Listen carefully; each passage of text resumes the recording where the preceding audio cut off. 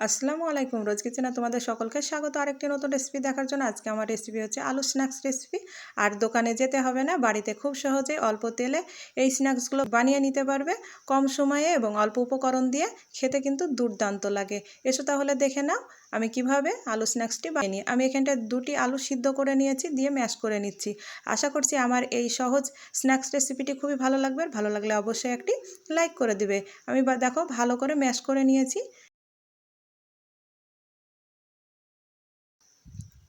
মিহি কুচানো পেঁয়াজ দিয়ে দিলাম, গ্রেট করা গাজর দিয়ে দিলাম। তোমাদের হাতের কাছে যদি গাজর থাকে তাহলে অবশ্যই গাজরটা দেওয়ার চেষ্টা করবে, তাহলে স্ন্যাক্সটা খেতে আরও বেশি ভালো লাগবে।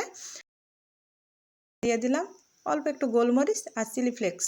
তোমরা চাইলে এখানটায় কাঁচা কুচানো লঙ্কাও দিয়ে দিতে পারো। আমি এখানটা কাঁচা লঙ্কাটা ব্যবহার করে নিই, আমার ছোট বাচ্চা খাবে সেই জন্য আমি লঙ্কাটা দিইনি। স্বাদমতো লবণ দিয়ে দিলাম আর 2 টেবিল চামচ চালের আটা দিয়ে দিলাম, আর ছোট বাটির 1 বাটি চানাচুর দিয়ে দিলাম। তোমরা অনেক ধরনের স্ন্যাক্স রেসিপি খেয়েছো, কিন্তু এইভাবে আলু দিয়ে এই স্ন্যাক্সটা একবার বাড়িতে বানিয়ে খেয়ে দেখো। ছোট থেকে বড় সকলেই খুবই পছন্দ করবে। তোমরা চাইলে এটা বাচ্চাদের টিফিনেও করে দিতে পারো, বাচ্চারা তো খুবই পছন্দ করবে। দেখো এইভাবে ভালো করে মাখিয়ে নিতে হবে। এইভাবে মাখিয়ে নিয়ে অল্প একটু জিরা গুঁড়ো আর ধনিয়া গুঁড়ো দিয়ে দিব। তোমরা চাইলে এখানটায় চাট মশলাটাও ব্যবহার করতে পারো, তাহলে আরও বেশি ভালো লাগবে।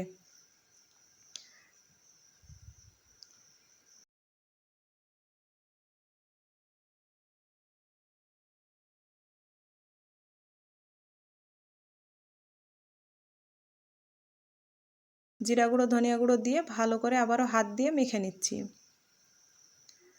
আশা করছি আমার এই আলু স্ন্যাক্স রেসিপিটি খুবই ভালো লাগবে। ভালো লাগলে অবশ্যই একটি লাইক করে দেবে, আর আমার চ্যানেলে নতুন হয়ে থাকলে চ্যানেলটিকে সাবস্ক্রাইব করে রাখবে।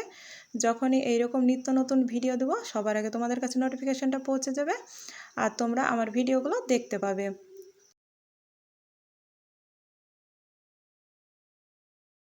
এইভাবে গোল করে নিয়ে চ্যাপ্টা করে নিয়েছি।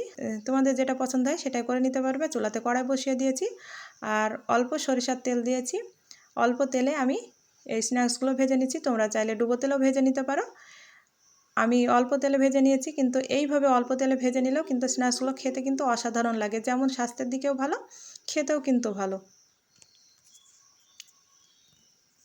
উল্টিয়ে পাল্টিয়ে দেখো এইভাবে ব্রাউন কালার করে ভেজে তুলে নেব। আর চুলার আঁচটাকে মিডিয়াম রাখবে, মিডিয়াম আঁচে আস্তে আস্তে ভেজে নেবে, তাহলে দেখবে খুব সুন্দরভাবে ভাজা হবে। আর যদি তোমরা হাই আঁচে ভাজো তাহলে কিন্তু ওপরটা হয়ে যাবে আর ভিতরটা কিন্তু হবে না। দেখো সবগুলো ভাজা হয়ে গিয়েছে, এক এক করে তুলে নিচ্ছি।